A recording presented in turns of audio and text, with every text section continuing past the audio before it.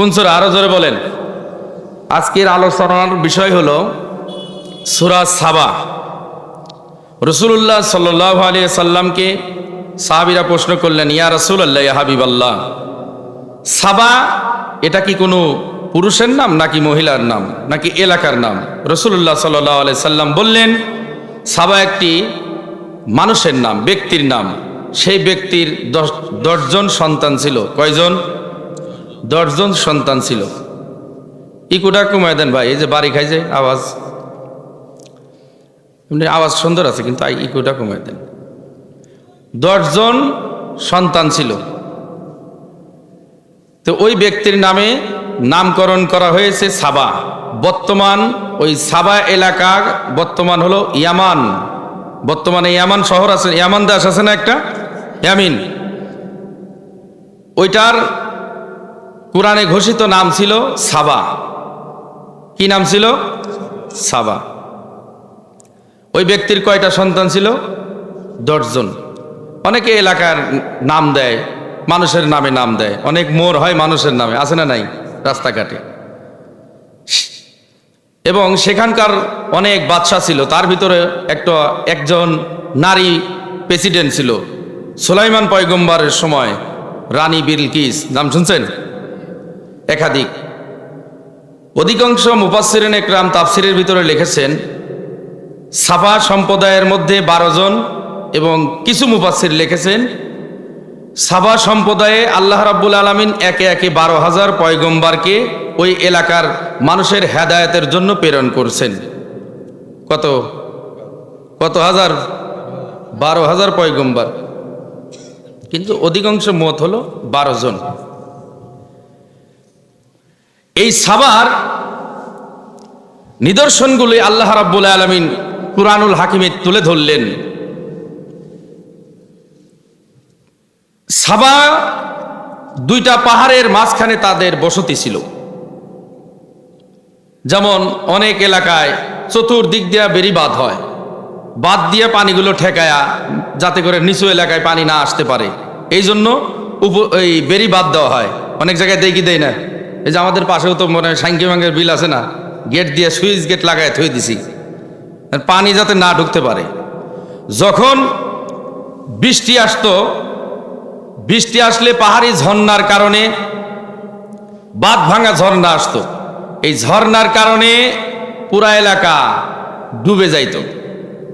সবাই মিলে পরামর্শ করে কি করা যায়, বাঁধ নির্মাণ করলো। এই বাঁধে 3টা দরজা দিছে। কয়টা দরজা? 3টা দরজা দিল। যখন প্রথম দরজা, এরপরে দ্বিতীয়, তৃতীয়, 3 নম্বর দরজা সবার উপরে।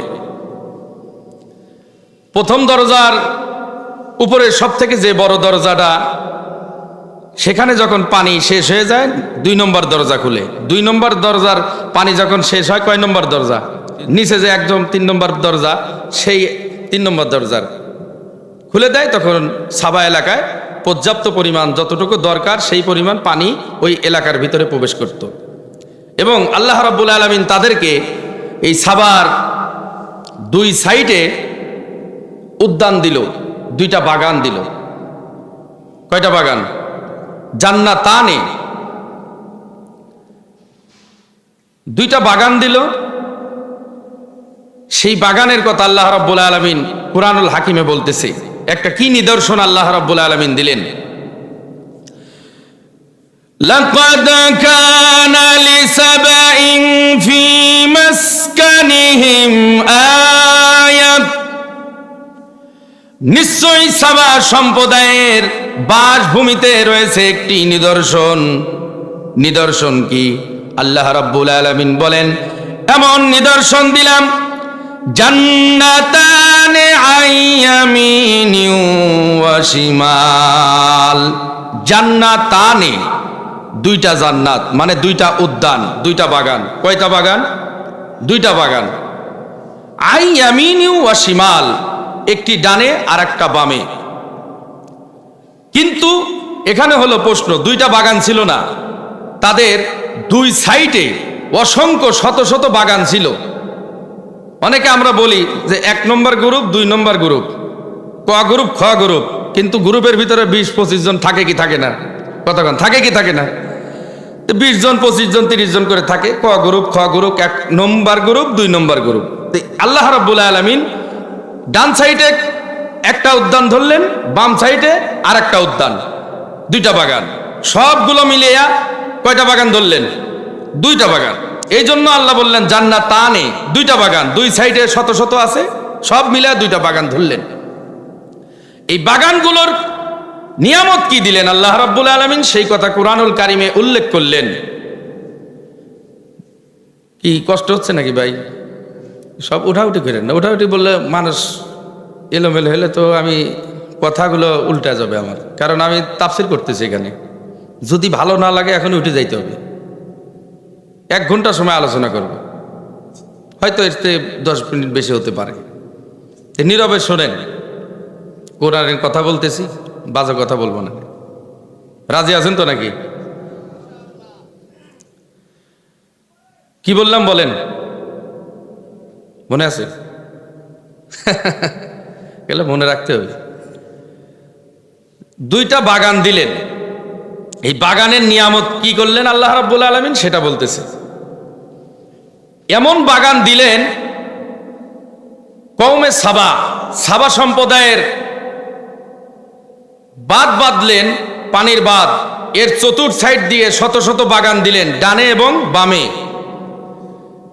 এবং এলাকাটাকে আল্লাহ রাব্বুল আলামিন বললেন কেমন এলাকা? বালদাতুন তাইয়্যিবা, উত্তম শহর। যে শহরে, উত্তম শহর কেমন?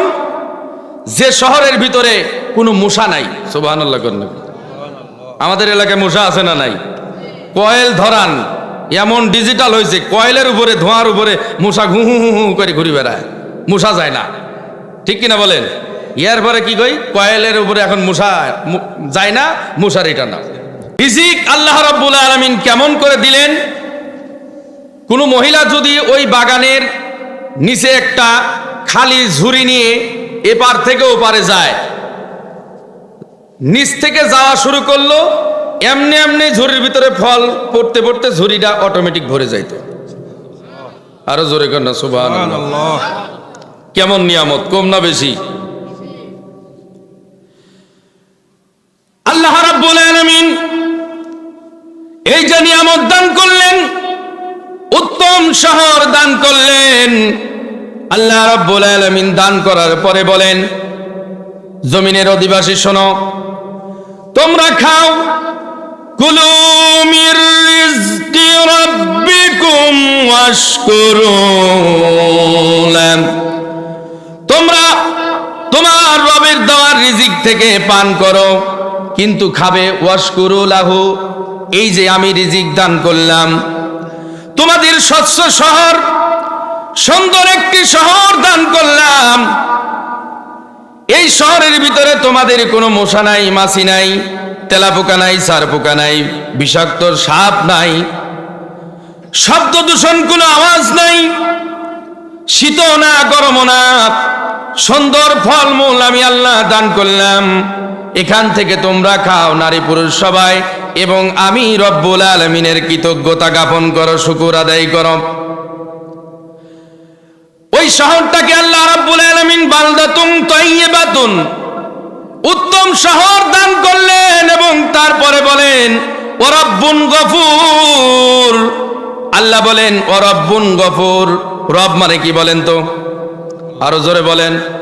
রব মানে হলো আল্লাহ। এই যে নিয়ামত দান করলাম, মানুষ খাইতে খাইতে নিয়ামত বেশি পাওয়ার পরে আল্লাহকে মাঝে মধ্যে ভুলে যায়, আছে না নাই? অনেক নিয়ামত দান করছে, নিয়ামত কামাই দান করার পরে এইগুলার শুকরিয়া আদায় করে না, পরে মানুষেরা গুনাহ করে। তখন আল্লাহ বলেন, এই জন্য বলতেছে নিয়ামত বেশি দিছি, গুনাহ হয়ে যাবে তোমাদের দ্বারা।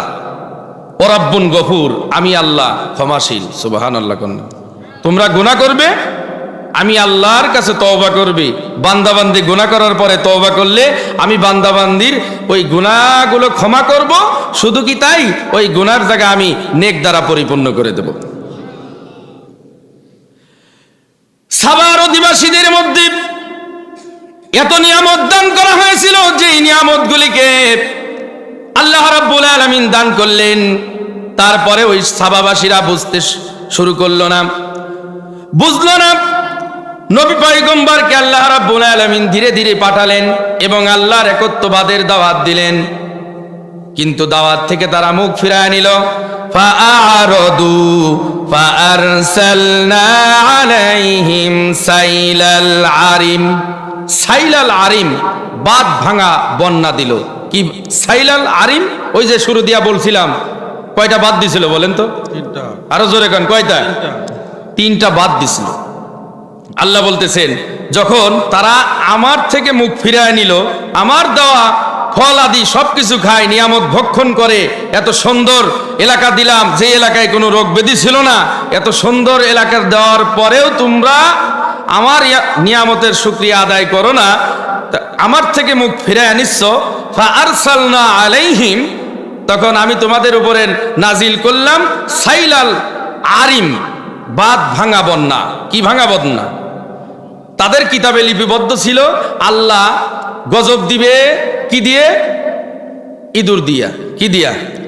কানা ইঁদুর। কি খারাপ লাগতেছে নাকি? কানা ইঁদুর দিয়া তাদের ওই বাঁধগুলো ধ্বংস করবে। তখন তো তারা চালাক, ইঁদুরের জন্য বিলাই দরকার না, তো তারা বিলাই পোষা শুরু করছে, বড় বড় বিলাই। এখন ইঁদুর আর বিড়াল আর ইঁদুরের ভিতরে বন্ধুত্ব সম্পর্ক নাকি শত্রুতামি? দেখা মাত্র তো মনে করেন হামলা শুরু হয়ে যায়। তারা বুঝতে পারছে যে আল্লাহ তো ইঁদুর দিবে, ইঁদুর দিয়া গর্ত খুঁজে বাদমাত সব একদম ধ্বংস করে দিবে। আগের থেকেই তারা বিড়াল পোষা শুরু করলো। কিন্তু আল্লাহর গজবের সামনে এই সমস্ত বিড়াল কি কিছু বলেন? কথা কর নাকি কিছু? কোনো কিছু না। আল্লাহ রাব্বুল আলামিন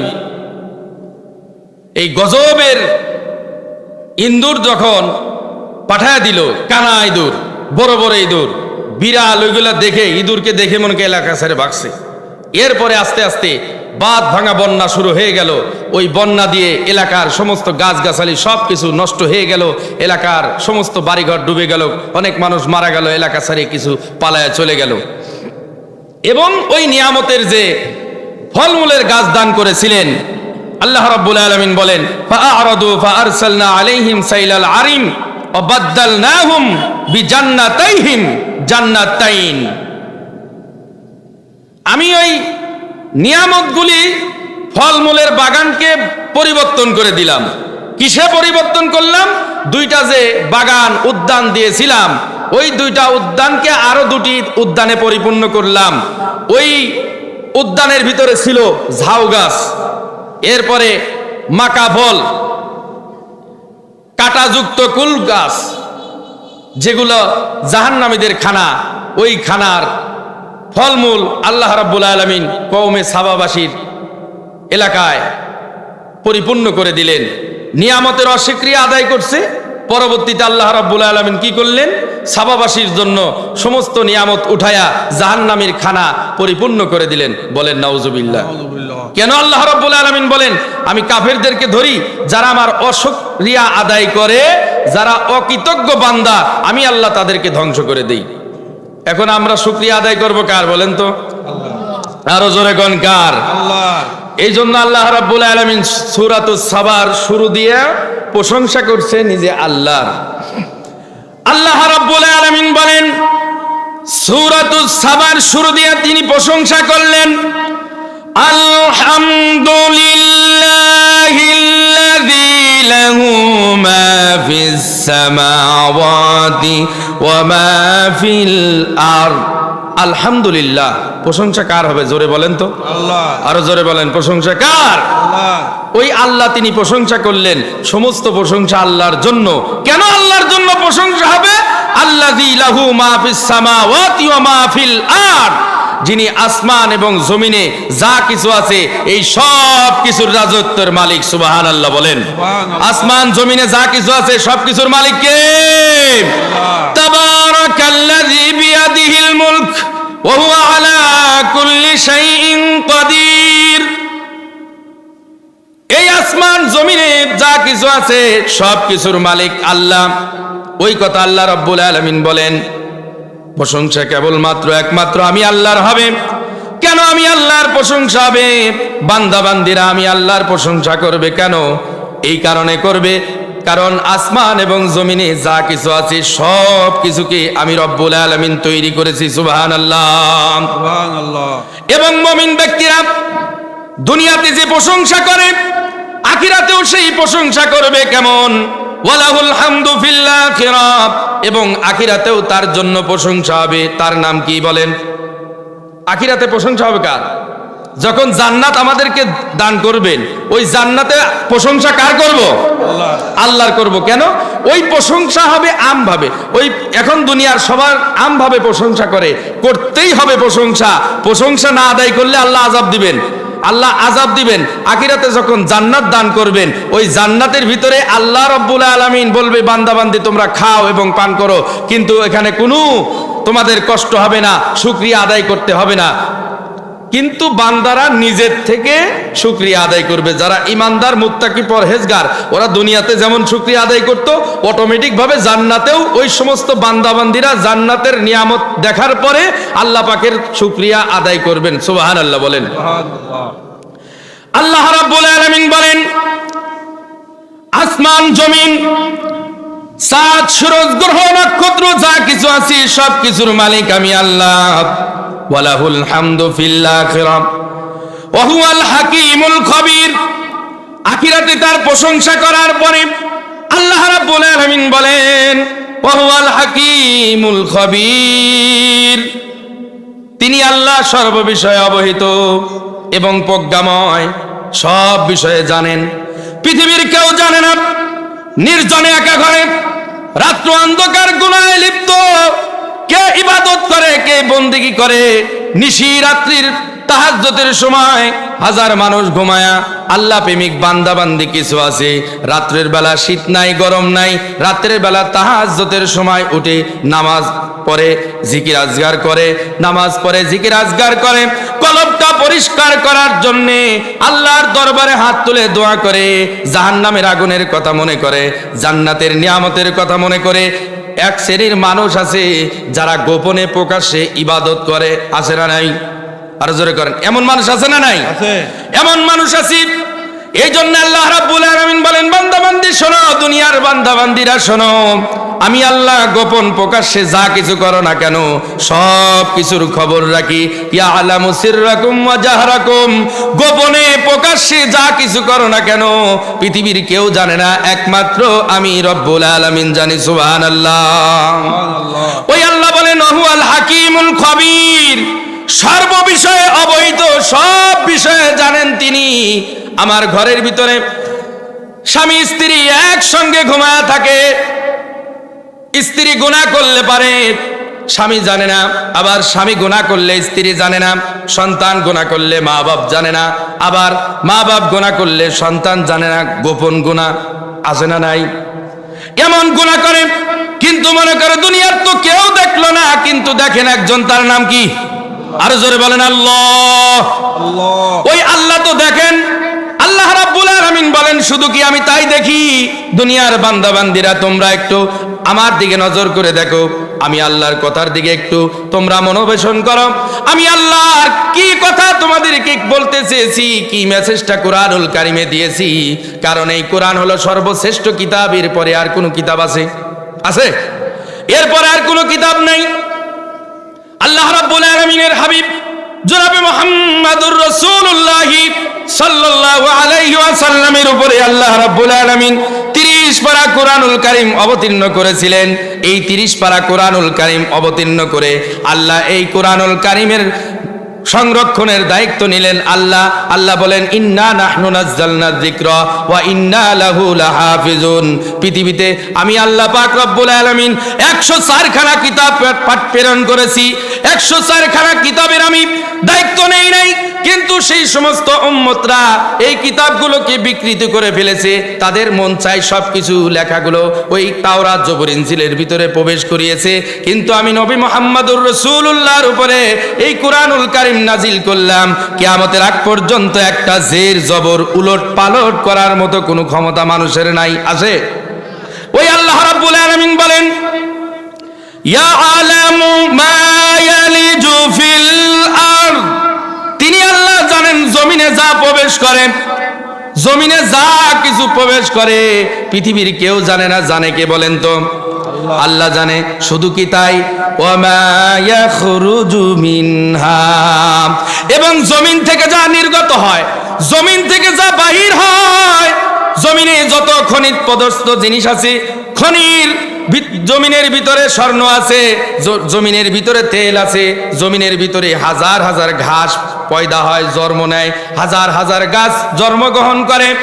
প্রত্যেকটা ঘাস কতটা পাতা আছে, প্রত্যেকটা গাছের কতটা পাতা হয় পৃথিবীর কেউ জানে না, আমি রব্বুল আলামিন জানি। সুবহানাল্লাহ বলেন। আল্লাহ বলেন জমিন থেকে যা অবতীর্ণ হয়, যত ফেরেশতা জমিন থেকে অবতীর্ণ হয় সবকিছু আমি আল্লাহ জানি। জমিন থেকে যত ফুটা, আসমান থেকে জমিনে যত ফুটা বৃষ্টির পানি বর্ষণ হয় সব কিছুই আমি রব জানি। সুবহানাল্লাহ কন্যা, কে জানে? কে জানে বলেন তো? কত ফুটা, কত লক্ষ কোটি বিলিয়ন ডিলিয়ন ফুটা বৃষ্টি পড়ে, এগুলা কোনো পৃথিবীর মানুষ, কোনো বিজ্ঞানিক, কোনো দার্শনিক কারোর কি আয়ত্তের ভিতরে আছে জানার মতো? ক্ষমতা নাই। আল্লাহ বলেন আসমান থেকে যা বর্ষিত হয় সব কিছুই আমি আল্লাহ রাব্বুল আলামিন জানি। সুবহানাল্লাহ বলেন। ওমা ইয়াখরুজু মিনহা, জমিনে যা প্রবেশ করে এবং জমিন থেকে যা নির্গত হয়, ওমা ইয়ানজিলু মিনাস সামা, এবং আসমান থেকে যা বর্ষিত হয়, ওমা ইয়াখরুজু ফিহা, এবং আসমানে যা উত্তোলিত হয়, আসমানে যা উত্তোলিত হয়। বান্দা আমল করে, বান্দাবান্দি গুনাহ করে, বান্দাবান্দি আমল করে, এই বান্দাবান্দির নেক আমলগুলি আল্লাহ রাব্বুল আলামিন আসমানের দিকে উঠায় নেয়। সুবহানাল্লাহ বলেন। আলাল আরশি ইস্তাওয়া, আল্লাহ আছেন হলেন আসমানের উপরে। আল্লাহ কোথায় আছে? কোথায় আছে বলেন তো? আল্লাহ হলেন আসমানের উপরে। ওই আসমানের উপরে আল্লাহ রাব্বুল আলামিন আছেন। অনেকে বলে আল্লাহ সবার কাছেই আছে। আল্লাহ কি সবার কাছে আছে? তাহলে কয়টা আল্লাহ হইল? আল্লাহ তো শিরিক করে ফেলছেন। তোমার কাছে আল্লাহ, ওর কাছে আল্লাহ। ওই যে ফকিরান্তি কিন্তু আছে দেশে, কয় আল্লাহ তো সব জায়গায়। এই যে আমরা যে খারাপ কাম করি আল্লাহই তো করাচ্ছে তাইলে। হ্যাঁ, আরো অনেক খারাপ কথা বলে না, যে আমরা যে স্ত্রীর সঙ্গে যা কিছু করি আল্লাহ তো আছে, তাইলে তো আল্লাহ করে। এমন এমন না, এই বাউল শিল্পী যারা বাউল গান গায় এরা এই সমস্ত কথা বলে, পালা গান কয়, কি বলে কি বলে না বলেন তো? এই বাউল শিল্পী যারা এরা সবাই কাফের। বাউল শিল্পীরা ওরা মুসলমান না। বাউল গান যারা গায় পালা গান, এরা মুসলমান না, মুসলমানের লিবাস লাগায় দিছে। ওরা আসলে মূলত কাফের। ওরা কি বলেন তো? কাফের। এটা ঘোষণা হয়ে গেছে, কাফের। আল্লাহ বলেন এই জমিন থেকে যা উত্তোলিত হয়, যত বান্দাবান্দি নেক আমল করে, এই যে নামাজ পড়তেছেন, এই নামাজের যে ইবাদত, গুরুত্বপূর্ণ ইবাদত, এই বন্দিগি করলেন, এই বন্দিগিগুলো আল্লাহ আসমানের দিকে উঠায় নেয়, ওইগুলো লিপিবদ্ধ করতেছে।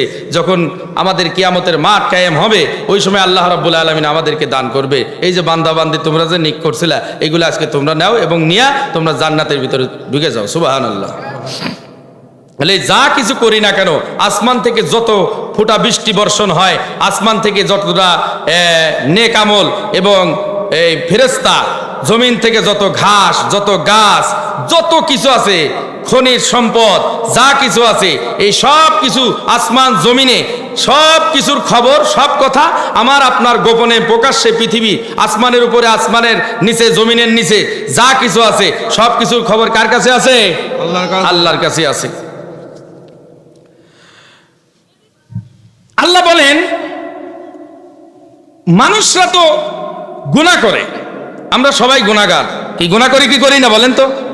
গুনাহ করার পরে আল্লাহ দুইটা মেসেজ দেয়। গুনাহ কর যখন জমিনে গজব হয়, এই গজব আসায় দুইটা কথা আল্লাহ আমাদেরকে শিক্ষা দিচ্ছেন। কয়টা কথা?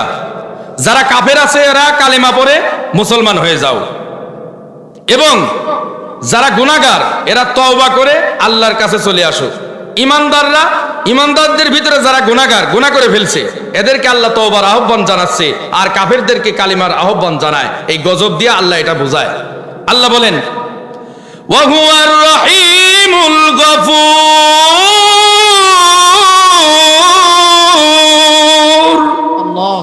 ওই আল্লাহ বলেন তিনি আল্লাহ হলেন গফুর, তিনি আল্লাহ অতি দয়ালু এবং গফুর, ক্ষমাশীল। সুবহানাল্লাহ বলেন। তিনি আল্লাহ ক্ষমাশীল। পৃথিবীর সমস্ত মানুষ নারী পুরুষ যে গুনাহ করে, এই গুনাহ করার পরে আল্লাহর দরবারে হাত তুলছে, হাত তুলে দোয়া করে, আল্লাহ মাওলা গো, নারী পুরুষ জীবনে অনেক গুনাহ করছে, এই গুনাহ করার পরে জীবন আল্লাহ অনেক গুনাহ করেছি, আল্লাহ তোমার রহমান, তুমি রহিম, তুমি গফফার, তুমি গফুর, আল্লাহ আমার গুনার থেকে তোমার দয়ার সাগর বেশি বড়। আল্লাহ জীবনের 50 বছর, 60 বছর, 30 বছর, 20 বছর, 15 বছর চলে গেল, আল্লাহ এখনো গুনাহ করেছি, আল্লাহ পতিতে যত গুনাহ করছি আল্লাহ তুমি মাফ করে দাও। এই কথা বলে বলে 2-1 ফোঁটা যখন পানি বাইর হয়, আল্লাহ রাব্বুল আলামিন ফেরেশতার দিকে তাকায় বান্দার সমস্ত গুনাহগুলি মাফ করে দেয়। ওই জন্য আল্লাহ গফুর, রহিম, গফুর, অতি দয়ালু এবং ক্ষমাশীল। পৃথিবীতে আল্লাহর ক্ষমার থেকে আমাদের গুনাহ কি বেশি হয়ে গেছে? আরো জোরে কোন, বেশি হয়েছে? বেশি হয়নি। এরপরে মক্কার কাফেররা নবী মুহাম্মদুর রাসূলুল্লাহকে বিশ্বাস করত না।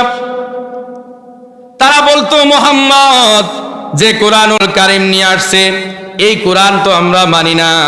মুহাম্মদ বলে কিয়ামত আসবে, আমাদেরকে আবার একত্রিত করবে, এটা কেমনে সম্ভব? মক্কার কাফেররা আনাগোনা শুরু করল। মুহাম্মদ সাল্লাল্লাহু আলাইহি ওয়াসাল্লাম বলেন, ও আমার কওমের লোকেরা শোনো, তোমরা যখন মৃত্যুবরণ করবে আল্লাহ তোমাদেরকে পুনরায় আবার উঠাবেন। কেমনে উঠাবেন? কিয়ামতের ময়দানে আল্লাহ রাব্বুল আলামিন আমাদের সবাইকে একত্রিত করবেন। নবী মুহাম্মদুর রাসূলুল্লাহ বলেন কিয়ামত আসবে। কাফেররা বলে কিসের কিয়ামত? এগুলো তো আমরা বিশ্বাস করি না। নাউজুবিল্লাহ কোন, নাউজুবিল্লাহ। কিসের কিয়ামত আসবে? আল্লাহ রাব্বুল আলামিন বলেন, ওই কাফেররা তো এই কথা বলে, আল্লাহ কুরআনুল হাকিমে এই কথাগুলো স্পষ্ট উল্লেখ করলেন। وقال الذين كفروا لا تأتينا الساعة وقال الذين كفروا, আর মক্কার কাফেররা বলে লা তাতিনা الساعة, আমাদের উপরে কিয়ামত আসবে না। কিয়ামত এগুলা কি?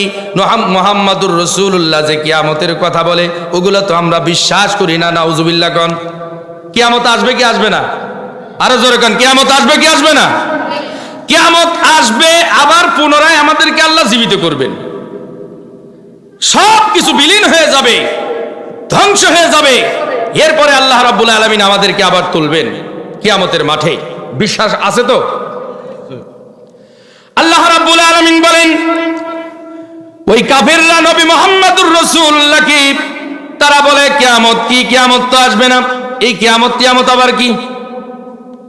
আল্লাহ রাব্বুল আলামিন বলেন, হাবিব আপনি বলেন কিয়ামত আসবে। কুল, ও নবী আপনি বলেন বালা, অবশ্যই।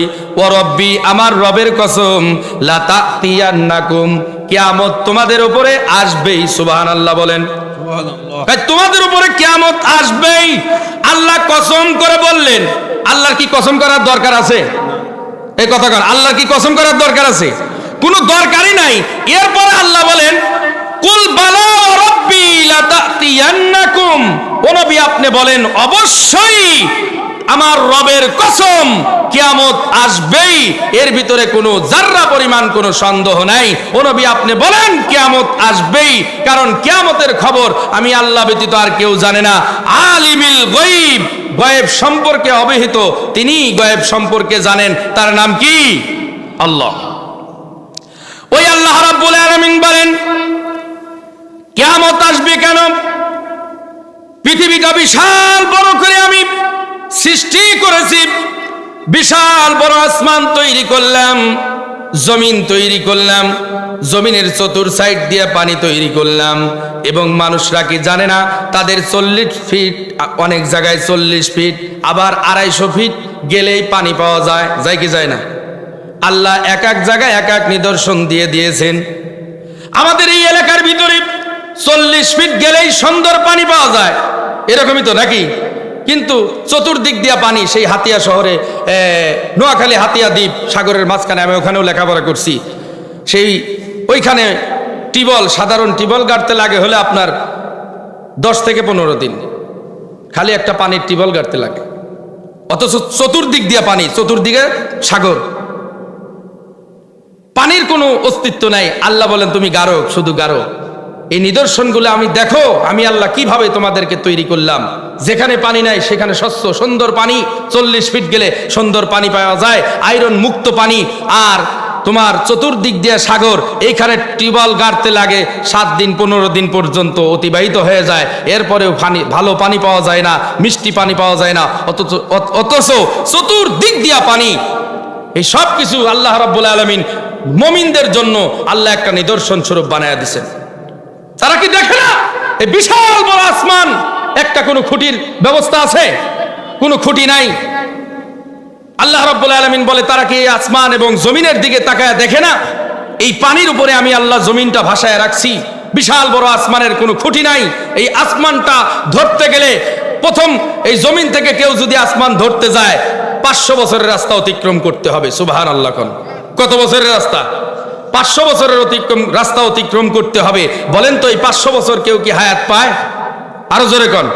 এইভাবে 7টা আসমান, এবার এই 7 আসমানের উপরে আবার বিশাল বড় একটা সাগর আছে, আসমানের উপরে বিশাল বড় সাগর, ওই সাগরের উপরে, এই সাগরের এপার থেকে ওপার পর্যন্ত আরো 500 বছরের রাস্তা। এরপরে আল্লাহর আরশ, এরপরে কুরসি। এই বিশাল বড় আল্লাহর যে নিদর্শন, আসমান জমিন সব কিছু নিদর্শন আল্লাহ রাব্বুল আলামিন দান করলেন। এই মুমিন বান্দা বান্দি যাদের জ্ঞান আছে, বিবেক সম্পন্ন মানুষরাই কেবলমাত্র তার প্রশংসা করবে। ও মালিক, কি বিশাল বড় আসমান তৈরি করছো আল্লাহ, কোনো খুঁটি দেখা যায় না।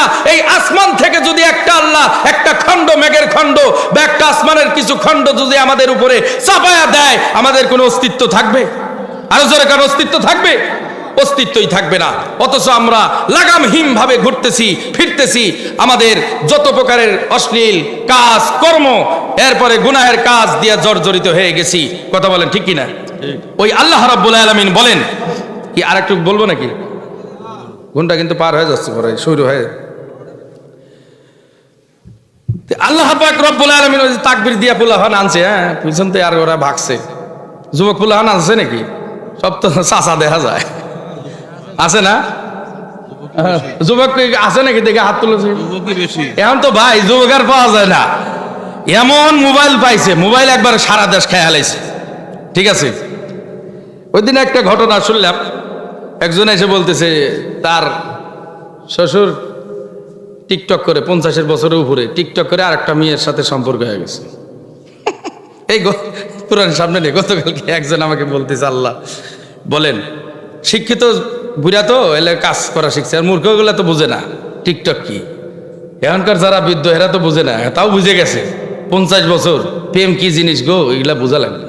সারাদিন মনে করেন যুবক আর খুঁজবে কি, বিয়ে করে নাই, মেয়ের হাতে দিয়ে ধুইছে একটা মোবাইল টাচ, ও সারাদিন কি করবে? গোতাবে, সারাদিন গোতাবে। মনে করেন মাঝে মধ্যে দেখি তো এই বিভিন্ন জায়গায় যাই, দেখা যায় না সাইড সুইটে যুবতীরা বসে, কত হাজার হাজার ছেলেদের মনে করেন যে মেসেজ, সারাদিন মেসেজ করে, একটা যায় আর একটা, একটা যায় একটা, একটা যায় একটা, খালি উল্টায় উল্টায়।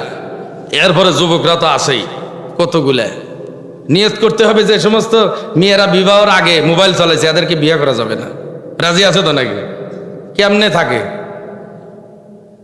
এই যে মোবাইলে একদম খেয়ালছে তো, মোবাইলে যে অ্যাকশন, সে একদম মনকে টেকনাফ থেকে তেঁতুলিয়া চলে যায় প্রেমের টানে।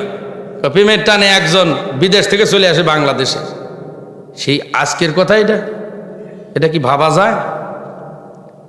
তো এই যে মনে করেন কাজকর্ম হয়ে গেছে মোবাইলের ভিতরে। যারা মেয়েদেরকে মোবাইল দিচ্ছেন, বিবাহ শাদী হয় নাই, আপনার মেয়ে লেখাপড়া করতেছে, মোবাইল কেন দিলেন? এত ডিজিটাল হয়ে গেল আপনার মেয়ে। মোবাইলটা একটু চেক করেন, দেখেন, হঠাৎ করে নিয়ে চেক করেন, দেখেন 65 জনের মনে হয় কমপক্ষে ছেলের লিস্ট আছে। এরপরে কয়েকদিন পর ছেঁকা দিয়ে বেকা হয়ে যায়। প্রেম করার তো সাইজ নাই, সেঞ্চুরি করে ফেলে প্রেম করতে করতে, এরকম লিস্টে আমাদের কাছে আসে। এই যে প্রেম প্রীতির মোবাইলের ওয়াজ শুনবে কি? যুবকরা তো বেশি ওয়াজ শোনে না, কারণ তাদের তো ডেট অনেক থাকে। এগুলো তো ফেরেশতা, আল্লাহ রহমত নাজির করে, বলে আমিন। এদের সবাইকে একটা উত্তম চরিত্রের বউ দান করুক, বলে না আমিন। কারণ বউ ভালো না হলে তো বিপদ, সে হাজি হোক আর গাজী হোক, ওই ইবাদত বন্দি করি শান্তি নাই, বউ শেষ, সব শেষ, নারী দিয়েই সব কিছু, কতক্ষণ ঠিক কিনা? হাওয়া আলাইহিস সালাম আদম বাবাক জান্নাত থেকে নামায় নিয়ে এসে জমিনে, নাহলে কি আমাদের এই দশা হয়? এই আজকে কত কষ্ট করে সারা রাত মনে করে ইবাদত বন্দেগি, এরপর গুনাহ সব কিছু করতেছি। কারণ বেশিরভাগ নারীরা জাহান্নামে যাবে। রসুল মিরাজে গেলেন, বেশিরভাগ নারীরা জাহান্নামে। আমার মা বোনরা কষ্ট পায় না কেন? একটু কিছু হইতে বদদোয়া দেয়, কিছু হয়েছে জারির বেটা জারি মরেও না, সন্তানে করছে, আছে না নাই? কই জারির বেটা জারি মরেও না। তো এই যে বদদোয়া দেয়, আল্লাহ নবী বললেন মহিলা বেশি কেন জাহান্নামে যাবে? কয় এরা স্বামীর নাশুকরিয়া আদায় করে, সারা জীবন অনেক কিছু দিল। এই পুরুষের কিন্তু বাড়ির থাকার ভাগ্য হয় না, এই নারীর টানে কেউ বিদেশ 20 বছর খাইতে আইছে, এদিকে বাড়িতে এসে দেখে বউ নাই, গায়েব হয়ে গেছে, হিজরত করে আর এক দেশে চলে গেছে, আছে না নাই?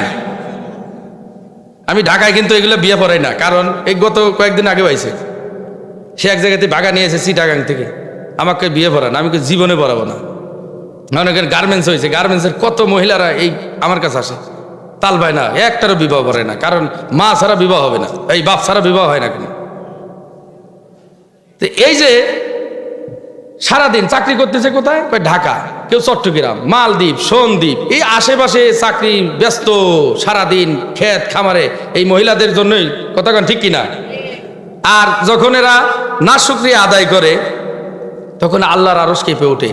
কয় বদদোয়া যখন কোনো মহিলা তাদের সন্তানকে দেয়, ওই বদদোয়াটা কবুল হয়ে যায়। মায়ের বদদোয়া সন্তানের জন্য কবুল হয়, ওটা দোয়া দিলেও কবুল হয়, বদদোয়া দিলেও কবুল হয়। যখন মা বাপ, এই যে মায়া বলে হঠাৎ করে মরেও না, এই যে শেষ, দোয়া লেগে গেছে, যখন আচুপকা মরে যায়, আল্লাহ তুমি আর নেওয়ার সময় পেলে না, ও টাইমে মূল্য, ঠিক আছে না? এই হলো অশুকরিয়া আদায় করে। মেয়েতে বলবো বসবেন তো ইনশাল্লাহ সময় মতো, নাকি? আপনারা তো পাওয়াই যায় না, আজকে পাইছে আর ছাড়া নাই, সকাল হয়ে যাক নাকি, ফজরের নামাজ বাদ দিয়ে ঘুম পারবো। আল্লাহ রাব্বুল আলামিন বলতেছেন এই বিশাল বড় আসমান দিলাম, জমিন দিলাম, এই সব কিছুর ভিতরে আল্লাহর নিদর্শন আছে না নাই? আমার আপনার ভিতরে আমার আল্লাহর নিদর্শন আছে না নাই? আছে। কেমন নিদর্শন একটু বলি। তাফসিরের ভিতরে লেখা হচ্ছে, একটা বান্দা গরিব হোক, ফকির হোক, মিসকিন হোক, আল্লাহ তার কাছে 20 জন করে ফেরেশতা অল টাইম পাহারাদার রাখে দিছে। কয়জন? 20 জন ফেরেশতা আপনার অল টাইম আছে। আর আমার এলাকার নেতার যখন ক্ষমতা হয়, তার পিছনে চামচের অভাব নাই, চাটতে চাটতে চামচ বেকা হয়ে যায়, আছে না নাই? ওর যখন ক্ষমতা শেষ হয়, ওর পিছে এখন হারিকেন লেগে লোক পাওয়া যায় না, আছে না নাই? এরমই তো হয় নাকি? আল্লাহ কয় বান্দা দেখো এমন না, তুমি গরিব হও, ফকির হও, মিসকিন হও, ধনী হও, কালো হও, ফর্সা হও, একদম জমিদার হও, আমি আল্লাহ জন্ম থেকে মৃত্যু পর্যন্ত তোমার কাছে আমি 20 জন করে ফেরেশতা দিয়ে দিছি। এরা তোমার অল বডি পাহারা দিচ্ছে। কেমন পাহারা দেয় একটু বলি, লম্বা ওইদিকে যাচ্ছি না। পাহারাটা কেমন দেয়? এই মনে করেন খেলতে খেলতে চোখের এখানে লাগাবার দিয়ে এখানে লাগছে, অনেক মানুষকে এই রে আল্লাহ অল্পতে বাইসিয়ে গেছো গেদা, কয় কি কয় না, এখান থেকে লাগছে, অল্প যে কানের ভিতরে ঢুকে নেই। কেন? আল্লাহ রাব্বুল আলামিনের ওই যে চোখের সাইডে 2টা ফেরেশতা রেখে দিছে, 24 ঘন্টা এই চোখকে হেফাজতের জন্য ওই ফেরেশতারা নিয়োজিত আছে। সুবহানাল্লাহ, পকেটে ভরেন, কালকে সকালবেলা কইেন।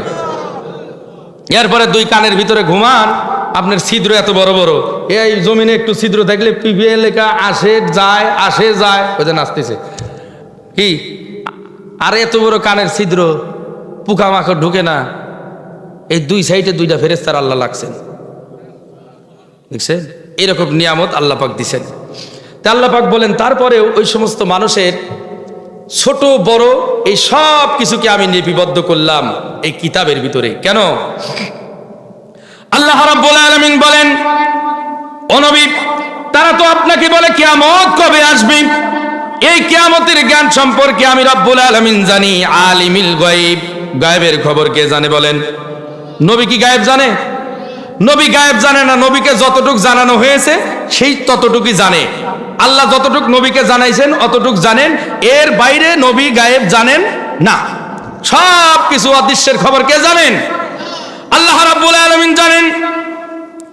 আল্লাহ রাব্বুল আলামিন বলেন, এই যে বান্দা বান্দি, নারী পুরুষ যুবক যুবতী যে নামাজ ইবাদত বন্দেগী করে, এই বন্দেগী করার কারণে তাদের যে একটা প্রাপ্য আছে, এই প্রাপ্যগুলো তো আমি দেব, এটা আমার ওয়াদা।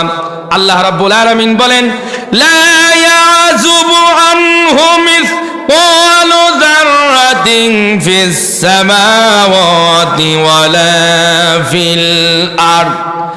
আর তার অগোচরে থাকে না আসমান এবং জমিনে অনুপরিমাণ কিছু, তার অগোচরে নাই।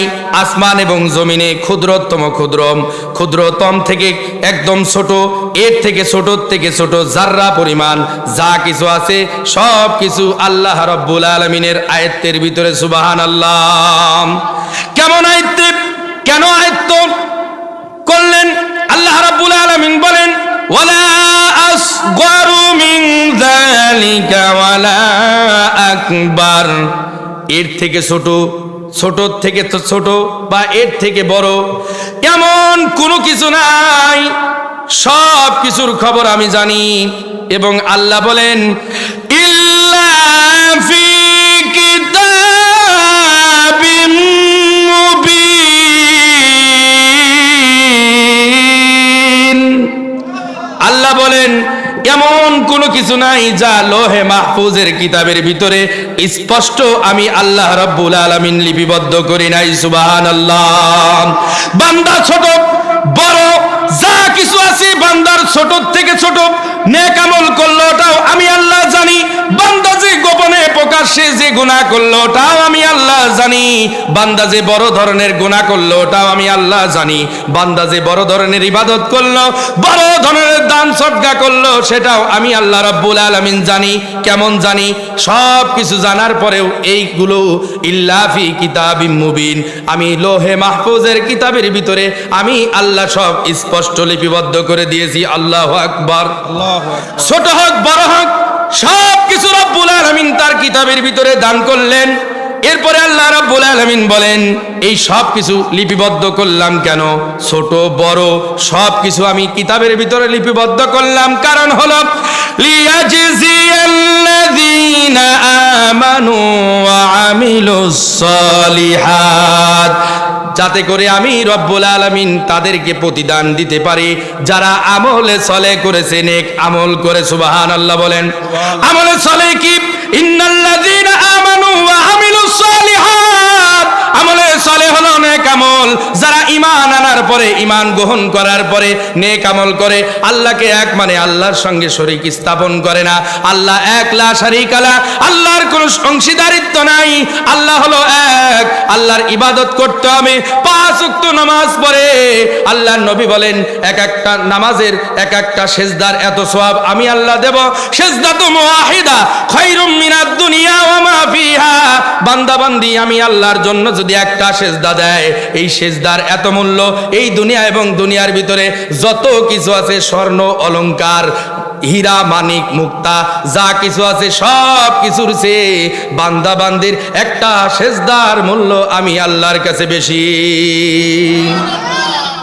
আল্লাহর নবী বলেন, উম্মত শোনো, যদি তোমরা আল্লাহ রাব্বুল আলামিনের ইবাদত করো নামাজের মাধ্যমে, এই নামাজের মাধ্যমে ইবাদত বন্দেগী করতে গেলে তোমাদের জীবনে যে গুনাহগুলি আছে এই গুনাহগুলি মাফ হয় কেমন করে? আবু হুরায়রা রাদিয়াল্লাহু তাআলা আনহু বর্ণনা করেন, আন আবি হুরায়রা রাদিয়াল্লাহু তাআলা আনহু قال قال رسول الله صلى الله عليه وسلم أرأيتم لو أن نهرا بباب أحدكم يغتسل فيه كل يوم خمسا هل يبقى من درنه شيء قالوا لا يبقى من درنه شيء قال فذلك مثل الصلوات الخمس يمحو الله بهن الخطايا।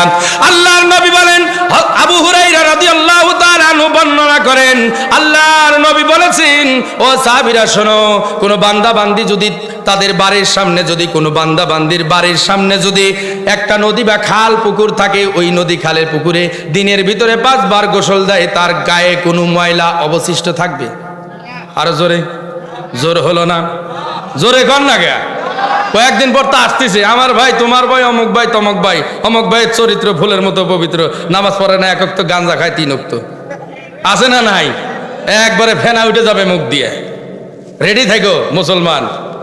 আন্দাজে জাক তাক ফুলের মতো চরিত্র করে দিলে, যে ব্যক্তি ফুলের মতো চরিত্র না, হেকে যদি কও যে ফুলের মতো চরিত্র, এর ভেজাল আছে, এ সুদের ভেজাল, এ ঘুষের ভেজাল, একটা ঘুষ নিচে নিচ দিয়ে উপর দিনে নেই, সব কিছুর আমল নামা তার উপরে যাবে কি যাবে না? ওই যে কইছে ফুলের মতো পবিত্র, আল্লাহ কবে আইসো, তুমি তো তার ভিতরে অন্তর্ভুক্ত। কথা কান্না ঠিক না বেটি? আল্লাহ নবী বলেন, সাহাবীরা শোনব, কোন বান্দা বান্দি যদি দিনের ভিতরে 5 ওয়াক্ত নামাজ পড়ে, কয় ওয়াক্ত? 5 ওয়াক্ত নামাজ পড়ে, এই 5 ওয়াক্ত নামাজ পড়ার কারণে আল্লাহ রাব্বুল আলামিন তার অতীতের যত গুনাহ আছে সমস্ত গুনাহগুলিকে আল্লাহ মাফ করে দিবেন। খামসু সালাতিন ইফতারাহুন্না আল্লাহু তাআলা মান আহসানা উযুআহুন্না ওয়া সাল্লাহুন্না লিওয়াক্তিহিন্না ওয়া তাম্মা রুকুআহুন্না ওয়া খুশুআহুন্না কানা লাহু আলাল্লাহি আহদুন আইয়াগফিরা লাহু ওয়া মান লাম ইয়াফআল ফালাইসা লাহু আলাল্লাহি আহদুন ইনশা গফারা লাহু ওয়া ইনশা আযাবা। আল্লাহর নবী বলেন, আল্লাহ পাক রব্বুল আলামিন 5 ওয়াক্ত নামাজ ফরজ করছেন। এই কথার উপরে ঈমান রেখে, বিশ্বাস রেখে যে ব্যক্তি ইফতারাহুন্নাল্লাহু তাআলা মান আহসানা উযুআহুন্না 5 ওয়াক্ত নামাজ ফরজ করছেন ঈমানের সাথে সওয়াবের আশায়, যদি এই নামাজের ওযুটা ভালো মতো করে, কি নামাজের কি ওযু, নামাজের ওযু যদি ভালো মতো করে, ওয়া উযুআহুন্না এবং ওয়া সাল্লাহুন্না, এবং নামাজটা কায়েম করে, নামাজ আদায় করে, কোন সময়? লিওয়াক্তিহিন্না, সময় মতো নামাজ পড়ে। কোন মতো? এখন সময় ঘুমায় নাই, আজান দিছে, কয় তো সময় আছে, কাম করতেছি, করো করো করো করতে করতে আসর বেজে যায়, কয় মারো ঠেলা, দুইটা একসাথে মেরে দাও, আছে না নাই? রাসূল বলে এরকম না, লিওয়াক্তিহিন্না ওয়া আতাম্মা রুকুআহুন্না, এবং এই নামাজের রুকু সেজদা সুন্দর করে করবে। নারী পুরুষ রুকু সেজদা কি করে করবে? সুন্দরভাবে। এখন মনে করেন যে অনেকে মসজিদে দেখা যায় রুকু সেজদার, যে মনে করেন যে রুকু আর সেজদা একসাথে করে, ওই যে রুকু সেজদা একসাথে, উঠেই শুয়ে না, এরপরে আবার মনে করেন যে সেজদা গেছে, এরপর আবার উঠে যায়। কি কইল? মানে 3 বার তো কয়ই না, 7 বার 5 বার 14 বার কেমনে হয়? ঠিক আছে। আবার মনে করেন এমন মুসল্লি আছে, ইমাম সাহেব যদি মনে করেন আত্তাহিয়াতুতে একটু দেরি করে, বৈঠকে 2 বৈঠকে সালাম ফিরাইতে, পিছতে অনেক আসে, কাশ মারে, আছে না নাই? ওর কিন্তু কাশ আসে না, এটা এমনি অটোমেটিক দিছে, মানে হুজুর আমার তো পড়া শেষ, আপনি এখন কি করেন, বসে ঘুমিয়ে গেলেন, সালাম ফিরান মিয়া, ঠিক আছে, ওই কাশি দেয়। এরম মুসল্লি আছে না নাই? আছে। তে ইচ্ছাকৃতভাবে যদি কেউ কাশি দেয়, তার ওযুও গেল, নামাজও গেল, ঠিক আছে।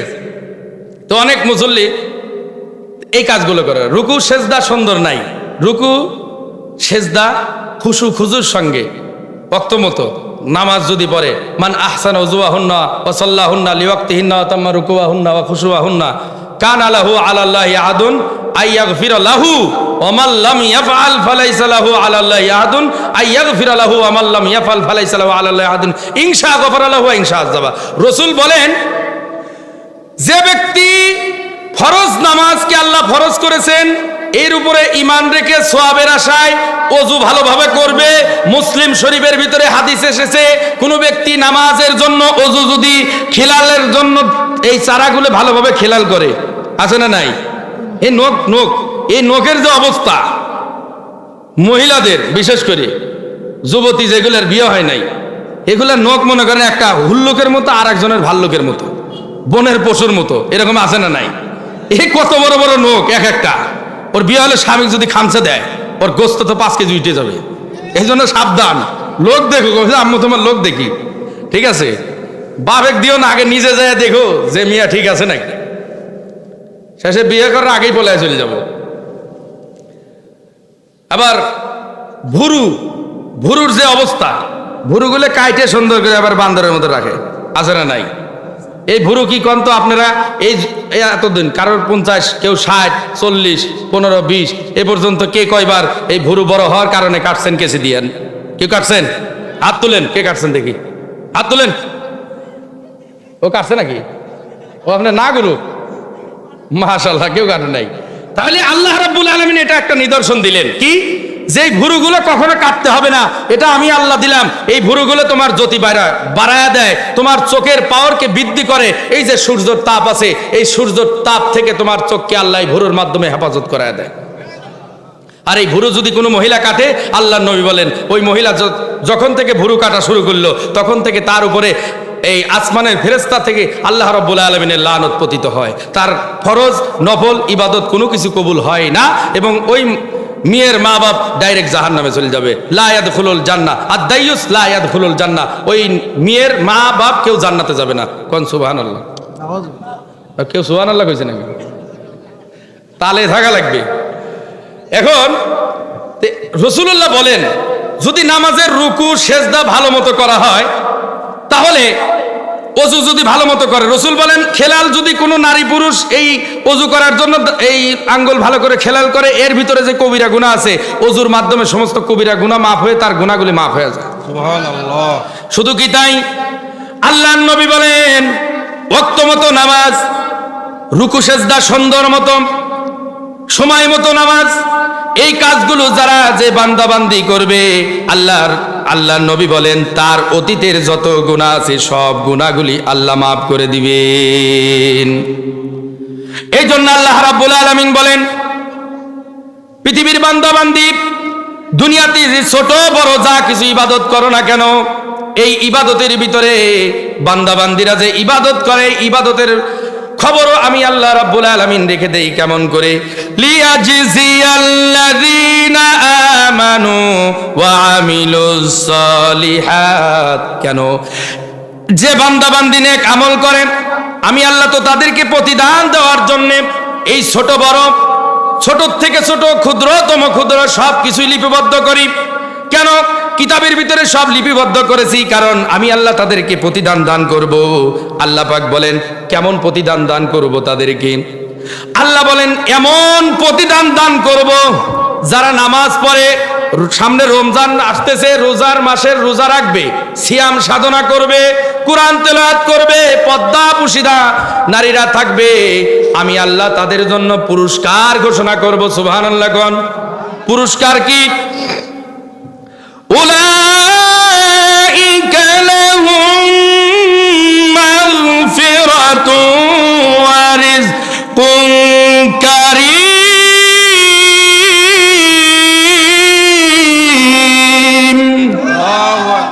উলাইকা লাহুম, আমি আল্লাহ তাদের জন্য মাগফিরাত দিলাম, ক্ষমা ঘোষণা করলাম। সুবহানাল্লাহ। কোন শুধু কি তাই, আমি আল্লাহ তাদের গুনাহগুলি নারী পুরুষের মাফ করে দিয়ে তাদের জন্য আমি জান্নাতে সম্মানজনক জীবিকার ব্যবস্থা করে দিয়েছি। সুবহানাল্লাহ। বলেন কি জনক রিজিক, কি কি কি সম্মানজনক জীবিকা, সম্মানজনক রিজিক দান করবে আল্লাহ পাক, সম্মানজনক রিজিক দান করবে আল্লাহ। এই মাহফিলে কোরআনের কথা যারা শুনতেছে নারী পুরুষ, আল্লাহ সবাইকে ওই আল্লাহ তুমি যে জান্নাতের ঘোষণা দিছো ওই সম্মানজনক রিজিক এবং ক্ষমা আমাদেরকে করে দিও। বলে না আমিন। অবশ্যই করবে, কারণ এত রাতের শীতের ভিতরে মানুষ ঘর থেকে বাইরে হইতে চায় না। 1.5 লাখ টাকা দিয়ে ওয়াজ করে বক্তা আনে, দেখতেছি 50 জন মানুষও পাওয়া যাচ্ছে না, এত শীত। আবার এইবার কিন্তু এই ওয়াজগুলার উপরে ঠাটা পড়ছে, ওয়াজ মাহফিলের উপরে কেমন যে মনে করেন যে মানুষের মন মানসিকতা অন্যরকম হয়ে গেছে। কথা ঠিক না? বক্তারাও বিভিন্ন তালে হয়েছে, মানুষ শ্রোতাও বিভিন্ন তালের হয়ে গেছে। সারা দেশ ঘুরে ঘুরে দেখতেছি, অবস্থা খুবই খারাপ। এই জন্য হেদায়েতের মালিক কেডা? সাবার ভিতরে 12,000 পয়গম্বর পাঠাইছে, তারপরে হেদায়েত করতে পারে নাই। নবী মুহাম্মদুর রাসূলুল্লাহর মতো বক্তা ওয়াজ করে হেদায়েত করতে পারে নাই। আমার মতোই এই কোনেকার কেডা, এই বয়ান করলে কি মানুষ হেদায়েত হবে? হেদায়েতের দায়িত্ব কি আমি নিয়ে আসছি? হেদায়েতের মালিক কে? আল্লাহ। এই জন্য হেদায়েত চাইতে হবে কার কাছে? কোনো বাপের কাছে? অনেকে আছে মাজারে যায়, আল্লাহর কাছে সওয়াবাদ দিয়ে মাজারে যায়, বাবার কাছে যায়। আব্বা পীরে, বাপে বাপ ডাকে না, পীর বাপে আব্বা, ও কত সুন্দর। এরপরে আম্মা, পীর মায়েকে আম্মা করে ডাকে। এদিকে আছে না নাই? পীর, পীর মির আবার কি রে? এগুলা কি? মাজার, নারী পুরুষ একাকার হয়ে মাজারে যায়, এরপরে মহিলারা মাজারে যায় সেজদা দেয়। এরপরে আমি চিটাগাং দীর্ঘদিন ওখানে থাকছি, মহিলারা ওই যে মাছ ভান্ডারি, এরপরে সব মাজারের তো ঠিকাদার হলো চিটাগাঙ্গে। আপনার বাইজিদ বুস্তামি একটা নাম শুনছেন? এই বাইজিদ বুস্তামিতে আমি একবার গেলাম, ওখানে তো বাইজিদ বুস্তামি রহমতুল্লাহের মাজার নাই, কবর নাই, ওনার লাশই তো এখানে নাই। সে একবার আসছিল ওইখানে, সেখানে ওরা মাজার তৈরি করছে, তে গাছ আছে কিছু, ঠিক আছে, ওই গাছগুলোতে মনে করেন যে সুতা পেঁচাইতে পেঁচাইতে গাছগুলোকে মেরে ফেলেছে। লাল আর কালো সুতা এমন পেছানি পেঁচেছে, গাছ এখনো যদি যান আপনারা দেখতে পারবেন, ওই গাছের পিছন দিয়ে মনে করেন আর রড ঢোকায় দিছে যাতে গাছটা না পড়ে। হ্যাঁ, সুতা পেঁচাইতে পেঁচাইতে গাছের অবস্থা খারাপ। যুবক যুবতী গেছে, আল্লাহ আমার প্রেমিক একজনে তুমি সুই সালামতে পাওয়া দাও বাবা। এরপরে যুবতী গেছে তার প্রেমিকের জন্য, আবার স্বামীর জন্য, কেউ বিভিন্ন আশা নিয়ে ওইখানে গে যে সুতা পেছে, এরপরে 20 টাকা 40 টাকা দিয়া কুমির এক মনে করেন খাদ্য দিয়ে খাওয়ায়া আশা পূরণ করে চলে আসতেছে। নাউজুবিল্লাহ। কানে এটা হলো শিরিক। এটা কি? ইন্না শিরকালা জুলমুন আজিম। পৃথিবীতে শিরিক মহা অন্যায়, আর যারা শিরিক করবে তাদের ঠিকানা জাহান্নাম হবে। ওই জাহান্নামে আমরা যদি যাই আমাদের কি অবস্থা হবে একবার ভাবছেন? 70,000 বছর যদি আমাদেরকে জান্নাতে রাখা হয়, কয় হাজার বছর? 70,000 বছর যদি আমাকে আপনাকে জান্নাতের ভিতরে রাখা হয়, রাখার পরে 1 সেকেন্ডের জন্য যদি জাহান্নামের আগুনে নিক্ষেপ করা হয়, 1টা সেকেন্ড, এরপরে তোলার পরে আবার 70,000 বছর জান্নাতে রাখছে, 70,000 বছর পরে বলবে আরে জাহান্নামের এত কষ্ট এই জান্নাতে আসার পরেও আমি ভুলতে পারতেছি না। কেমন কষ্ট হবে এবার বুঝছেন? আমরা কি করে চলতেছি এখনো দুনিয়াতে, চলাফেরা কিভাবে করি ভাই বোঝা উচিত। আমরা বেমালুম আল্লাহকে ভুলে গেছি, তার নবীকে ভুলছি, রাসূলকে ভুলে গেছি। এই জন্য আসেন সব কিছু ছেড়ে আমরা কোরআন এবং হাদিসের দিকে চলে আসি। কোরআন এবং হাদিসের ভিতরেই আমাদের হেদায়েত আছে। কোনো বাপের দিকে, কোনো মাজারের দিকে, কোনো খাজার দিকে, কোনো বাবার দিকে হেদায়েত নাই। হেদায়েত একমাত্র কোরআনের দিকে। কোথায় হেদায়েত বলেন তো? কোরআনের দিকে। আল্লাহ রাব্বুল আলামিন বলেন, আমি তাদেরকে ক্ষমা করব, সম্মানজনক জীবিকা দান করব। একটু গরম পানি দিয়েন, আছে না কেউ? গরম পানি দেন, শীতের দিন তো দেন দেন, আর অল্প সময় শেষ করতে পারছেন। হ্যাঁ, বলতেছিলাম আল্লাহ রাব্বুল আলামিন বলেন ছোট বড় সবকিছুর খবর আমি আল্লাহ রাখি। কেন রাখি? কারণ প্রতিদান দান করব। ঠিক আছে, প্রতিদানটা কেমন আল্লাহ ওইটাই কোরআনের ভিতরে বলতেছেন। প্রতিদান এমন, বান্দাবান্দি তোমরা সারা জীবন গুনাহ করছো, গুনাহ করার পরে এই যে রামেশ্বরের মাহফিলে এসে তওবা করছো, মুনাজাত দিয়া তওবা করছো, এই তওবার কারণে পানি বাইর হইছে, চোখ দিয়া পানি বাইর হইছে। আমি আল্লাহ তোমাদের বান্দাবান্দির যত অতীতে গুনাহ করছো সব গুনাহ মাফ করে আমি তোমাদেরকে মাসুম বানায় দিলাম। সুবহানাল্লাহ। এবং যদি তোমরা মারা যাও জান্নাতের ভিতরে আমি তোমাদের উত্তম রিজিকের ব্যবস্থা করব, হাজারো রকমের খানা আমি তোমাদের সামনে দিয়া তোমাদেরকে খাওয়ায় দেব। সুবহানাল্লাহ। আল্লাহ রাব্বুল আলামিন বলেন এই যে জান্নাত এবং জাহান্নামের জন্য অধিকাংশ মানুষ আমি লিপি নির্দিষ্ট করে রেখেছি, তারপরেও মানুষেরা বিশ্বাস করে না, কোরআনের কথা বিশ্বাস করে না। কোরআনের কথা বললে তারা হাসি তামাশা করে। এক শ্রেণীর মানুষ আছে না নাই? আল্লাহ রাব্বুল আলামিন বলেন والذين سعوا في آياتنا معاجزين। আর যারা আমি আল্লাহর কুরআনুল কারীমের আয়াত সমূহকে ব্যর্থ করার জন্য উঠে পড়ে লেগেছে, উলাইকা লাহুম আযাবুম মির রিজসিন আলীম, তাদের জন্য রয়েছে যন্ত্রণাদায়ক শাস্তি। যারা আমার আয়াতকে ব্যর্থ করার জন্য উঠে পড়ে লেগেছে আমি আল্লাহ তাদের জন্য যন্ত্রণাদায়ক শাস্তির ব্যবস্থা করছি। নাউজুবিল্লাহ কি বলা যাবে? সবার উপরে কোরআন সত্য, এর উপরে আর কিছু সত্য আছে? এরপরে আর কোনো সত্য নাই। এরপরে আল্লাহ পাক রব্বুল আলামিন বলেন এই যে কোরআনুল কারীমকে এক শ্রেণীর মানুষেরা ব্যর্থ করার জন্য উঠে পড়ে লেগেছে, অথচ আমি আল্লাহ কোরআন সত্য দান করলাম, এর উপরে আর কোনো সত্য নাই। আল্লাহ রাব্বুল আলামিন বলেন ওয়ায়ারাল্লাযীনা উতুল ইলমাল্লাযী উনজিলা ইলাইকা মির রাব্বিকা হুয়াল হক। সুবহানাল্লাহ। অনেকবার এখানে সমস্যা নাই, এরকম ভাবটাও নাই মনে করেন যে ওই মাহফিলে যে জিকির আজগার এগুলো আসলে কাজ না। কোরআন হাদিসের কথা, মাহফিলগুলো একটা নষ্ট চরিত্র হয়ে গেছে, মানুষ ওইটাই তো চায়। মাহফিল মনে করো কোরআন হাদিস বাদ দিয়ে খালি গাও, একটু পর পর গজল গাও, এবার জিকির গাও, এবার সাল্লাল্লাহ ধরো, এই ওয়াজের আগা মাথায় খুঁজে পাও না। সারা দেশের অবস্থা এরকম, কি কথা ঠিক না? কোরআন হাদিস কিন্তু নাই। শুরু শেষ কোরআন হাদিস থাকবে। এত গজল আসে কেন কোরআনের মাহফিলে এসে? গজল একটা দুটো গাওয়া যায়, যে ওই কালেকশন করা লাগে, গজল না গেলে হয়ও না। ওই সময় খাওয়া যায়, ঠিক আছে। এই যে মানুষ বসে এক ধারছে যখন থাকে, এখন অত গজলের দরকার কি? গজল তো এমনি শোনা যায়। সঠিক কথাগুলো কইলে, কোরআন হাদিসের কথা কইলে মানুষ কিন্তু পাওয়া যায় না বেশি। কথা কি ঠিক কিনা ভাই? ঠিক। কোরআন হাদিসের কথা মানুষ শুনতেই চায় না। আকাম কুকাম মনে করেন যে ওই মাহফিলের ভিতরে করলে গেলে মানুষ ভালোবাসে বেশি। হাজার ফেসল ভালোই শুনবে পারে, কিন্তু কোরআন হাদিসের এরকম তাফসির, আমার ডাইরেক্ট তাফসির, সারাদিন কইলে গেলে রাত পোয়া যাবে, শেষ হবে, এরপর শেষ হবে না। হাদিস কোরআন, আমি কি বাইরের কোনো কথা বলতেছি? কন্ত কোরআন হাদিসের এগুলো শুনতে হবে, আর অল্প সময়ের ভিতরে শেষ দিয়ে আলবো। তে আল্লাহ পাক বলতেছেন, দেখেন এখানে ঘোষণা দিচ্ছে কি, আল্লাহ পাক বলেন যারা জ্ঞানী, যারা কি বলেন জ্ঞানী, তারা জানে ও নবী আপনার উপরে যে কুরআনুল কারীমকে আমি ওহী করলাম হুয়াল হক, তা সত্য, এরা জ্ঞানী ব্যক্তিরা জানে এবং সাক্ষ্য দিবে। সুবহানাল্লাহ কন্যা।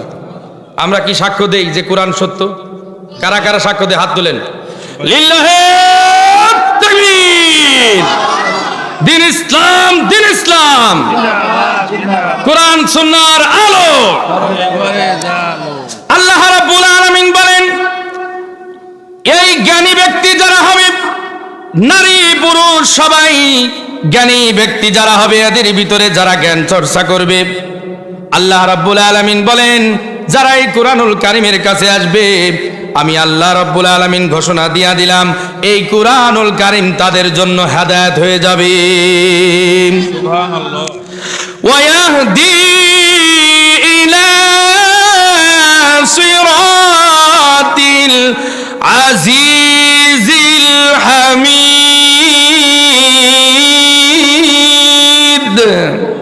আল্লাহ বলেন এটা মহাপরাক্রমশালী প্রশংসিত আল্লাহর পথের দিকে এই কুরআনুল কারীম নারী পুরুষকে হেদায়েতের দিকে, জিন ইনসানকে হেদায়েতের দিকে আনে। সুবহানাল্লাহ কোন।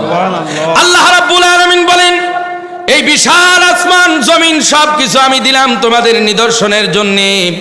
আল্লাহ পাক নিদর্শন স্বরূপ সবকিছু আমাদেরকে দান করলেন। আর মানুষ বেমালুম গুনাহ করে, গুনাহ করার পরে মানুষেরা যখন অনুতপ্ত তাদের ভিতরে আসে, আরে আমার জিন্দেগির থেকে এমন একটা গুনাহ হয়ে গেল, আল্লাহ কেউ দেখে নাই, আল্লাহ তুমি দেখলা, ও আল্লাহ তুমি এই গুনাহগুলি যদি আমার মাফ করে দাও, তাহলে ভবিষ্যতে আর কোনো গুনাহ করব না।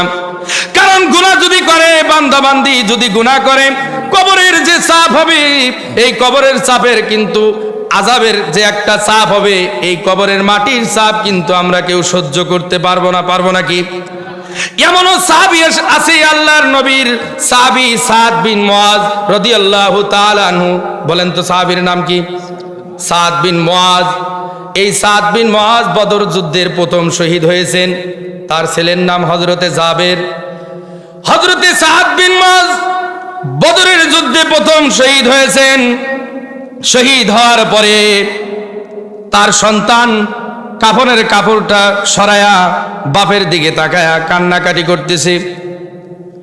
আল্লাহর নবী জনাবে মুহাম্মদুর রাসূলুল্লাহ সাল্লাল্লাহু আলাইহি ওয়াসাল্লাম বলেন, ও জাবির তুমি কান্দো কেন?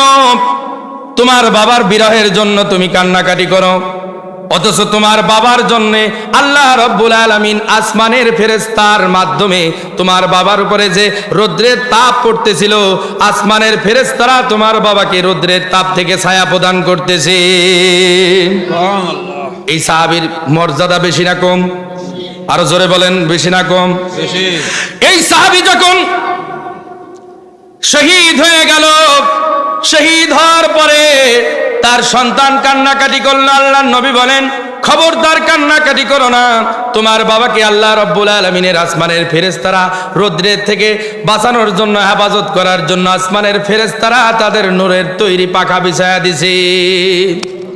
এত মর্যাদাপূর্ণ সাহাবী। আমরা কি ফেরেশতার পাখা নিচে কখনো আশ্রয় নিছি? নেই, দেয়ও নাই। কেমন? আল্লাহর নবী মুহাম্মদুর রাসূলুল্লাহ সাল্লাল্লাহু আলাইহি ওয়াসাল্লামের সাহাবী হযরতে সাদ বিন মুআজ শহীদ হওয়ার পরে তার মা ঘরের ভিতর থেকে যখন লাশখানা বাহির করে, এমন সময় সন্তানের বিরহের ব্যথার জন্যে মা কান্নাকাটি করে। আল্লাহর নবী সামনে অগ্রসর হয়ে বলেন, ওগো মুআজ, সাদ ইবনে মুআজের মা, তুমি কান্নাকাটি করো না। তার কারণ তোমার সন্তান এমন একজন সন্তান, যে সন্তানের দিকে আল্লাহ রাব্বুল আলামিন হাসরের ময়দানে তাকায়া সর্বপ্রথম যে হাসি দিবেন, সেটা হলো তোমার সন্তানের দিকে তাকায়া হাসবে। আল্লাহ রাব্বুল আলামিন কোন মানুষের দিকে তাকায়া হাসবেন না। হাসরের মাঠ কায়েম হয়ে গেল। হাসরের মাঠ কায়েম হওয়ার পরে আল্লাহ রাব্বুল আলামিন সর্বপ্রথম যে একটা হাসি দিবেন, ওই হাসিটা দিবেন সাদ বিন মুআজের দিকে তাকায়া। মর্যাদা বেশি না কম? আল্লাহর নবী মুহাম্মদুর রাসূলুল্লাহ বলেন, ও সাহাবীরা শোনো, সাদ বিন মুআজ কি যখন জানাজা করার জন্য আমি ইমামতিতে দাঁড়ালাম, সাদ বিন মুআজের জানাজায় আল্লাহর তৈরি নূরের ফেরেশতা ৭০,০০০ ফেরেশতা জানাজায় অংশগ্রহণ করেছে।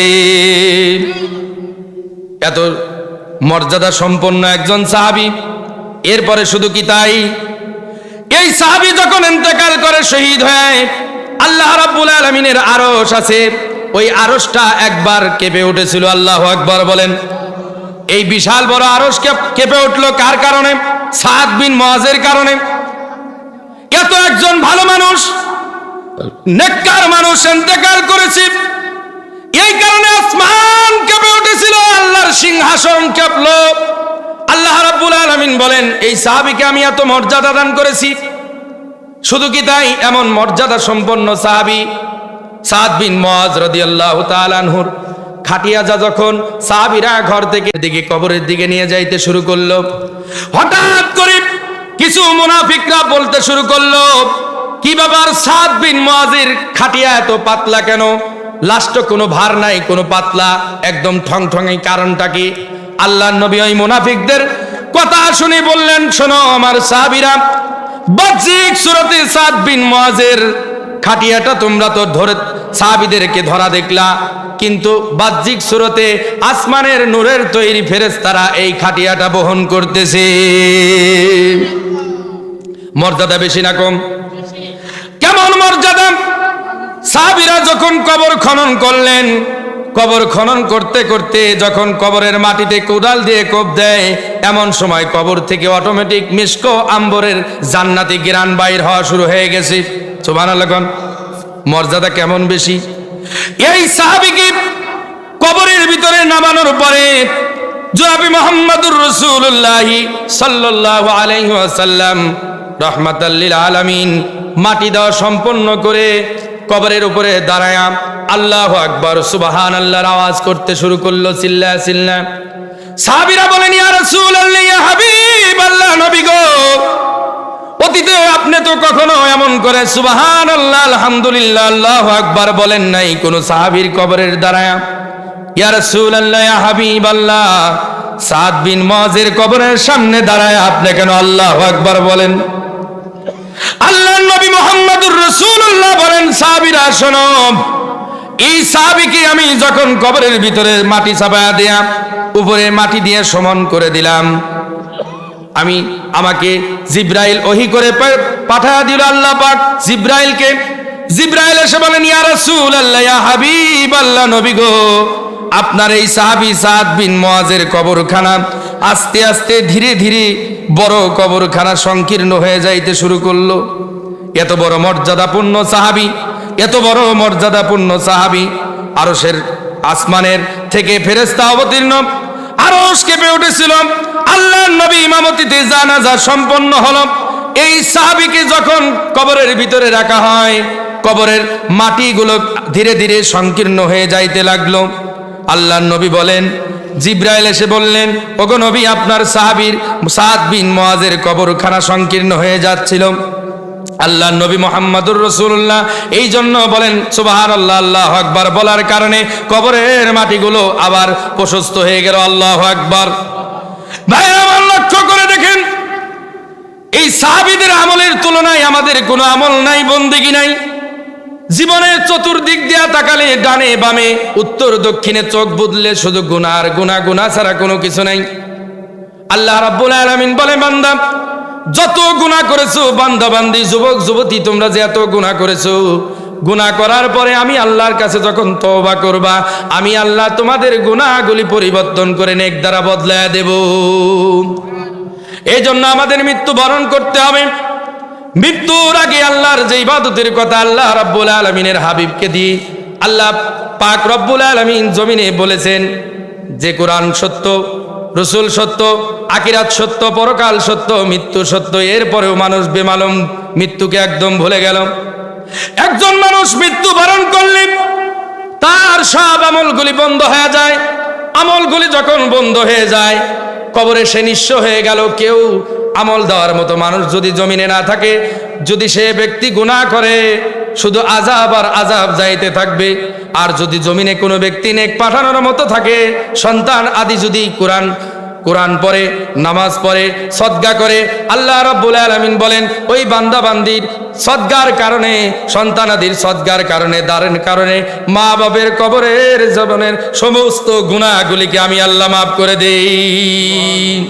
আল্লাহ নবী বলেন পৃথিবীতে নামাজ, রোজা, হজ, যাকাত সব থেকে বড় দান হলো সদকা। দান, সদকা এটা হলো সব থেকে বড় ইবাদত। কারণ একজন মানুষের কবরের ভিতরে মায়ের কবরের ভিতরে গুনাহ হচ্ছে, বাপের কবরের ভিতরে গুনাহ হয়। এই মুহূর্তে কোনো ব্যক্তি যদি মা এবং বাপের নামে কিছু দান করে, তাহলে আল্লাহ রাব্বুল আলামিন ওই দানের বদলতে সঙ্গে সঙ্গে মা বাপের কবরের তামাম জিন্দেগীর গুনাহ মাফ করে দেয়। সুবহানাল্লাহ বলেন। এই জন্য আজকের এই রামেশ্বরের মাহফিল থেকে আমরা ওয়াদাবদ্ধ হবে, মুসলমান ভাইয়েরা রে আমার, সময়টা অল্প, কিছু কিছু আমল শিখতে হবে।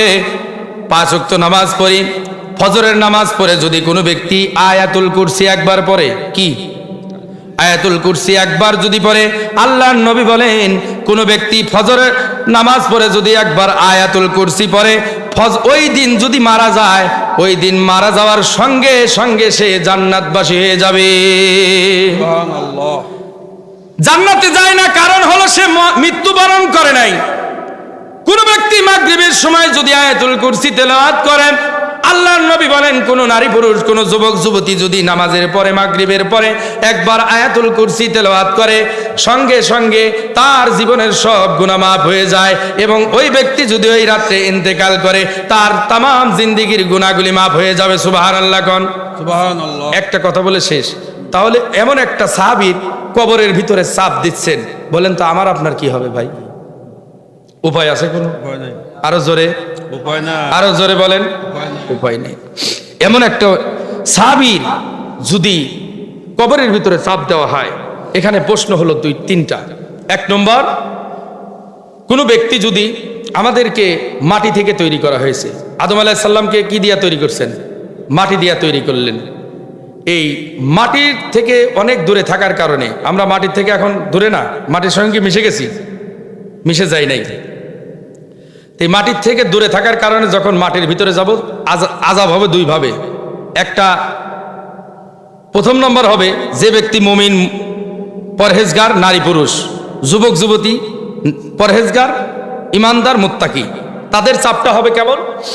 অনেক দূর দিন বিদেশ থেকে আসার পরে একজন মানুষ যদি বিদেশ থেকে আসে, তাকে বাপ জড়ায় ধরে, মা জড়ায় ধরে, ভাই জড়ায় ধরে, জোরে না আসতে, ব্যথা পায় নাকি? মহাব্বতে জোরে, কিন্তু ওইটা আদরের। ওটা কি কষ্টদায়ক নাকি আদরের? ওটা আদরের। কোনো ইমানদার, মমিন, পরহেজগার, মুত্তাকি ব্যক্তি যদি ইন্তেকাল করে, দীর্ঘদিন পরে মাটির মানুষ ওই মাটিতে যাওয়ার পরে মাটিটা একবার আদর সহকারে একটু জড়ায় ধরতে চায়। সুবহানাল্লাহ কন্যা। আর যারা গুনাহগার, তাদেরকে আযাব এমন ভাবে চাপ দিবে, ডান পাশের হাড়গুলো বাম পাশের ভিতরে ঢুকে যাবে, বাম পাশের হাড়গুলো ডান পাশের ভিতরে ঢুকে যাবে। এটা সত্য, এর উপরে আর কোনো সত্য নাই।